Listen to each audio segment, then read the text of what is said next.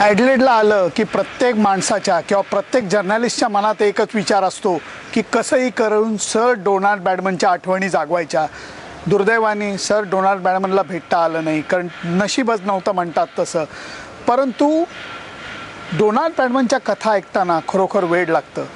गेली कित्येक वर्ष डोनाल्ड बॅडमनचे जे कुटुंबीय आहेत त्यांनी माध्यमांपासनं एकदम लांब राहायचं पसंत केलेलं आहे। कधी ते कुठल्याही इंटरव्ह्यू देताना बघितलेलं नाही। इतकंच काय, त्यांच्या मुलांनी जॉन बॅडमननी आपलं नाव बदलून जॉन बॅडसन ठेवलं होतं, कारण त्याला सतत हा मुलगा म्हणजे सर डोनाल्ड बॅडमनचा मुलगा असं पाहिजे नको होतं। त्याला स्वतःची एक आयडेंटिटी क्रिएट करायची होती। जॉन बॅडमनला कसं भेटता येईल माझ्या मनात विचार चालू होता आणि त्या दृष्टीने खरोखर एक योग जमून आणण्याचा मी प्रयत्न केलेला आहे। सचिनचं जेव्हा 40वे वर्ष पूर्ण झालं, सचिन 40 वर्षाचा झाला, तेव्हा रॉयल बँक ऑफ स्कॉटलंड बरोबर हे एक सुंदर बुक मी सचिन बरोबर केलेलं होतं, ज्याचं नाव होतं सचिन तेंडुलकर अ ट्रिब्यूट। या पुस्तकासाठी आम्हाला एका खास फोटोची गरज होती आणि तो फोटो कुठला होता तुम्ही एक सेकंद बघा। हा तो फोटो होता। हा फोटो म्हणजे सचिन जेव्हा सर डोनाल्ड बॅडमनना भेटला तेव्हाचा हा फोटो होता। हा फोटो या पुस्तकात यावा ही सगळ्यांचीच इच्छा होती, परंतु या फोटोचे कॉपीराइट्स कोणाकडनं घ्यायचे।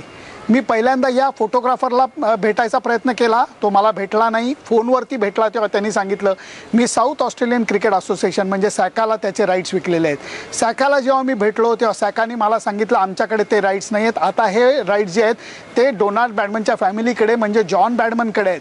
त्यांनी मला जॉन बॅडमन यांचा नंबर दिला आणि त्याच्यानंतर जॉन बॅडमनला आम्ही जेव्हा फोन केला तेव्हा सचिन तेंडुलकर स्वतः प्रयत्न करतोय आपल्याला कॉन्टॅक्ट करायचा आहे म्हटल्यानंतर जॉन बॅडमन भारावून गेले आणि त्यांनी या फोटोसाठी आम्हाला ऑफिशियल परवानगी दिली।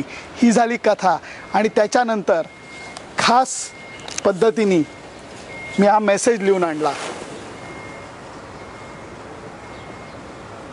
सचिननी जॉन बॅडमन यांच्याकरता हा मेसेज लिहिला। हे पुस्तक हा मेसेज घेऊन मी आज ॲडलेड ओव्हलला जॉन बॅडमन यांना भेटायचा प्रयत्न करणार आहे। बघू नशीब काय।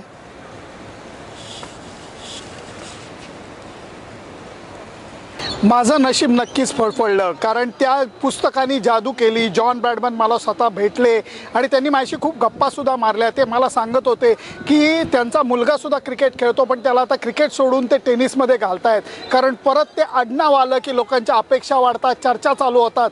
ते दडपण म्हणले मी सहन केलं, माझ्या मुलाला ते सहन करायचं नाही आहे। पण हा एक अत्यंत सुखद अनुभव होता, कारण डॉन बॅडमनची फॅमिली कोणाला भेटत नाही। त्यांच्या मुलांनी शक्यतो सगळ्यांना भेटण्याचं पत्रकारांना टाळलेलं आहे।